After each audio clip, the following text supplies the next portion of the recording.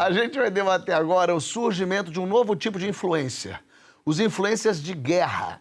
A guerra da Rússia e Ucrânia aí está sendo chamada a guerra do TikTok. Exatamente pelo tanto de influenciadores cobrindo essa guerra pelo TikTok. Quais os efeitos de se consumir a informação picotadinha assim em vídeos de 15 segundos? Misturado com dancinha, com animais fofuchos. Picota você também na hashtag Papo de Segundo do GNT. Quero já começar com a Jéssica. Ave Maria. Ah, meu paizinho. Tá mais fácil a gente se informar, já que tá até no TikTok tem notícia, ou a gente tá ficando cada vez mais confuso porque tá notícia, tá em todo lugar? Eu acho que a gente está tendo muita informação, né? E não está tendo tempo de digerir todas elas. Acho que é o tempo inteiro sendo bombardeado por tudo. Aí você viu, ai meu Deus, não viu o quê? O que você não viu? São tantas coisas acontecendo ao mesmo tempo e são... Você tem esse sofrimento de isso não vi? Não, até porque eu sou geminiana, assim, então eu consigo lidar com muitas coisas ao mesmo tempo, mas eu fico assim, eita, não dá para acompanhar tudo e tá tudo bem. Entendi. Porque a gente tem uma sensação de que você tem que dominar todos os assuntos, saber de tudo o tempo inteiro e eu... Mas para você tá tudo bem? Saber que quando alguém chega e fala, menina, você viu que sumiu a França? E você fala, não vi não, tudo certo. Não assim, porque aí até nisso a geminiana curiosa fala, não sei o que aconteceu. Já é uma chance de eu aprender, saber qual é o assunto que tá tendo. Mas você confia nas pessoas que te passam algumas pessoas, outras não. Porque às vezes a pessoa fala porque ela ouviu dizer no TikTok, mas ela não mas averigou. aí eu pergunto, ouviu dizer aonde? Ah, você vai nisso. Ouviu dizer onde? Porque eu sou geminiana, mas com ascendente escorpião. É curiosa, mas que busca um aprofundamento, entendeu? Entendeu? Não é só qualquer coisinha, você que tá ali. Não, tá onde? Quem falou? Você não faz ideia de como essa explicação foi convincente para o Fábio. Realmente. Mas você é desse tipo que, assim, tem gente que você pergunta sobre tal assunto, tem gente que você pergunta sobre outro assunto. Exatamente, tipo, porque cada um sabe sobre algo, né? Com todo mundo com celular e podendo botar nos TikTok da vida as imagens, é mais difícil de tentar, de um governo ou de alguém tentar mudar a narrativa da verdade, ou essa confusão de ninguém sabe de onde veio torna tudo mais caótico? Menino, eu acho que é o seguinte, pessoal, existe uma gente que está aí para os jornalistas sérios, né, que estão aí para cobrir guerras, estão aí para cobrir as coisas que estão acontecendo. Existe também os blogueiros de guerra, que eu vi nessa Ucrânia versus Rússia, ou Rússia versus mundo, muita gente que usou a guerra para gerar conteúdo e fazer aquela brincadeira boa no seu Instagram. Eu acho que isso é bom em algum lugar, se você tiver esse filtro de entendendo que não necessariamente o que passa no seu scrolling lá do TikTok é absoluta verdade. Eu acho que você tem que ter o ceticismo saudável. Tem uma cena que ficou muito clássica na guerra da Ucrânia, que é um tanque ucraniano atropelando um carro de um ucraniano. De um civil, né? De um civil ucraniano. Ficou... Essa cena chocou todo mundo, ela viralizou muito. Você viu essa cena? Não. É isso, é um tanque ucraniano que é numa via e um carro ucraniano, de um ucraniano civil, vem na outra via e o tanque simplesmente atropela, claramente atropelando, para atropelar. Por sorte, as pessoas que estavam no carro não morreram. E aí foram descobrir que os russos pegaram um tanque ucraniano que eles tinham apreendido, entraram no tanque e atropelaram o ucraniano. Para quê? Para aquela imagem viralizar. Sim. E para o mundo achar que os próprios ucranianos estavam matando os ucranianos. Quer dizer, que os ucranianos que estavam abaixo do Zelensky, sob comando do Zelensky, estavam matando os ucranianos que estavam, teoricamente, a favor da Ucrânia liberta. Que é a coisa que o Putin tentou vender. Tudo isso para responder essa pergunta, você me desculpa que eu me alonguei. Eu acho que tem muitos lados ruins que um governo autoritário como o de Putin pode, como ele está fazendo, enfim, fechar essas barreiras de comunicação como ele fez, né, proibir rede social para manter a narrativa no jeito que ele quer. O lado bom é que a notícia se espalha. Se você tiver um bom filtro, você consegue entender o que é verdade e o que não é e se informar. Eu acho que, a gente sabe que na eleição de 2018, a milícia digital foi muito usada. Fake news, mamadeira de piroca, um monte de notícias loucas que as pessoas aí, na minha opinião, querem acreditar, na sua maioria, e isso vai virando uma deformidade social com seus como é que se diz? Seus sintomas e suas consequências muito complicados, que é o que a gente está vivendo hoje. Tem uma coisa que você, quando é pequeno, seus pais ensinam que você tem que olhar para os dois lados da rua para atravessar. Você vai atravessar a rua, né, o tempo todo, olha para os dois lados. Hoje eu atravesso tranquilamente, eu sempre olho para os dois lados para atravessar a rua. É mais fácil quando você é criança você aprender. A internet e essas notícias todas vindo estão obrigando agora os adultos a olharem para os dois lados antes de atravessar a notícia. Só que os adultos não olham. O adulto recebe, pega e passa. O adulto não checa. E a gente está precisando fazer com que toda essa camada comece a saber usar a internet. Assim como a gente sabe atravessar a rua, a gente tem que saber como repassar uma informação. É quase como uma coisa de ensinar a criança mesmo. Eu queria entender do Francisco, o que você acha que é uma pessoa bem informada? O que significa isso, ainda mais hoje em dia? E um pouco como você se informa. Vou chegar lá. Antes disso, eu queria comentar o que você acabou de falar, porque eu acho que o maior problema, Fábio, não é de caráter pedagógico, racional. É que a gente está lidando com um fenômeno que é irracional, afetivo. As pessoas, como o João falou, elas não estão olhando para os dois lados da rua porque é muito mais confortável, psiquicamente, você olhar para um lado só. O lado que interessa a identificação que você fez. Hoje, o debate político está muito dominado por um processo de identificação. O que é uma pessoa bem informada, né, que você me perguntou? Eu diria que uma pessoa bem informada é uma pessoa bem formada. Porque o que a gente chama de informação é um fragmento de representação de um fato.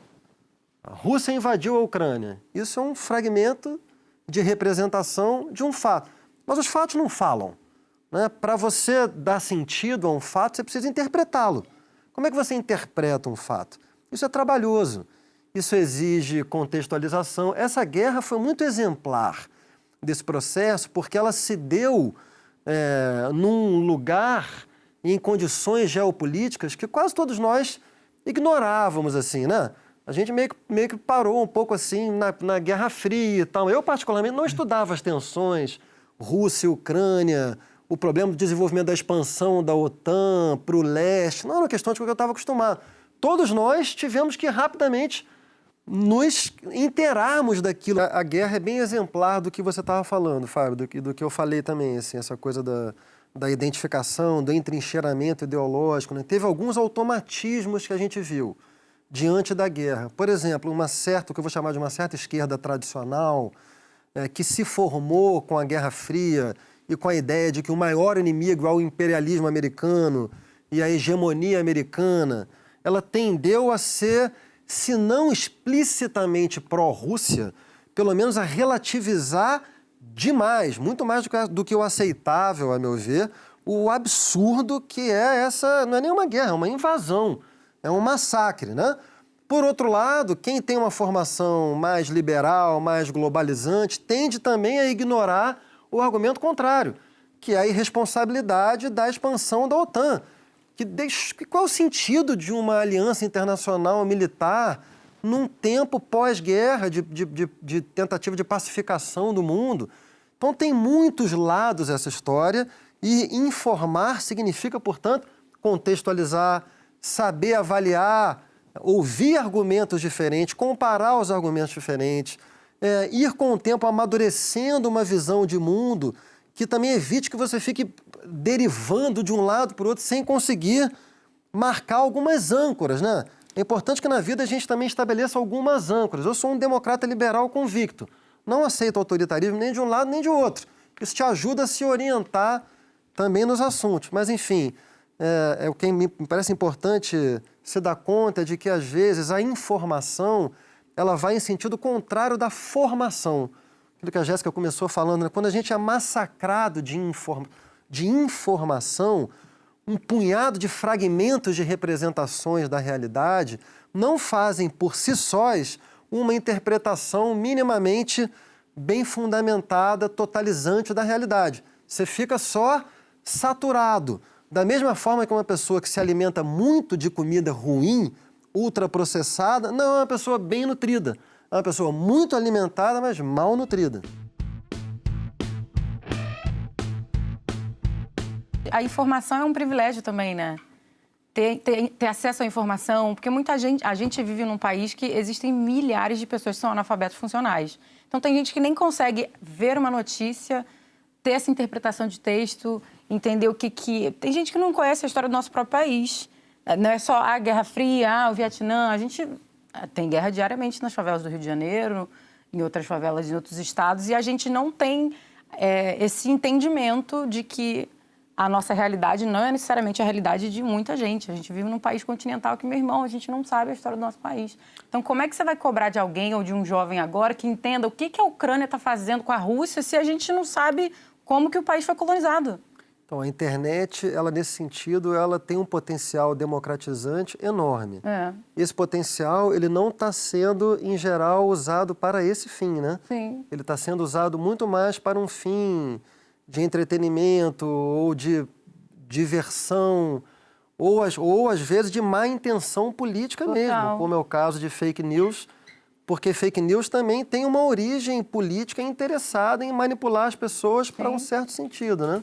Mas eu acho que a maioria da população não tem maldade. Ela acredita mesmo que a mamadeira de piroca vai ser implementada nas escolas. Ela morre de medo disso e ela passa para Acho que muita gente... Acredita porque tem uma visão, no caso, muito conservadora e aquilo reforça a visão. Né? Mas também tem uma parte da população que vive sobre o medo, né, gente? Assim, minha mãe recebe um negócio, minha mãe estudou até a 4ª série, empregada doméstica, ela recebe um negócio, ela fala, ai, Jéssica, não sei o quê. Eu falei, mãe... Não é bem assim, calma. Minha sogra faz isso, desesperada. E minha mãe não passa porque quer ou porque tem a consciência de que aquilo é uma fake news. Não, ela só tá sobre o medo, porque Mas sua mãe, há quanto tempo você passa por esse processo de ajudar ela a entender fake news? Que aqui as notícias... Desde que ela começou a usar o WhatsApp. Que faz quanto tempo? Eu não sei, mais de... Vai um tempinho já. 5, 10 anos. Mas ela ainda não se deu conta de que uma notícia que é muito radical talvez seja mentira? Não necessariamente. Não, ainda mais quando tem esses termos muito robustos, técnicos, que a gente não teve na nossa formação. Se a gente minha sogra fala para a Nathalie, ela fala, olha essa notícia, a Nathalie fala, mas mãe, isso é mentira, isso governo, coisa que cria. Aí ela fala, mas por que alguém criaria isso, gente? Exatamente, mas, nem entende o que... Mas isso sempre. acontece sempre. E aí volta, porque quem manda pra ela é uma pessoa que ela confia muito. Exato. É amiga dela, vizinha. Isso é importante, né? Porque você tem ali um grupo de onde muitas vezes você recebe informações que são importantes para a sua vida. Então, de alguma maneira, esse grupo, ele partilha um cuidado com você.